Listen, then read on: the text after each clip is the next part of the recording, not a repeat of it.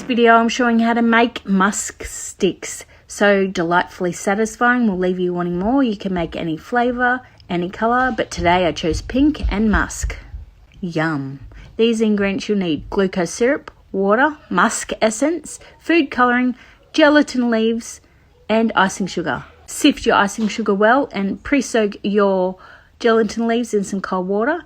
In a saucepan, add your water and your glucose syrup to a saucepan. Then you add your food colouring and your musk essence, just a few drops. Then add your gelatin leaves that have been soaking.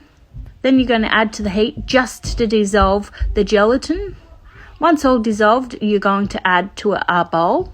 Then you're going to add your icing sugar in 4 parts, mixing well in between. You want your mixture nice and smooth, and I'll show you the consistency that you need, just like that.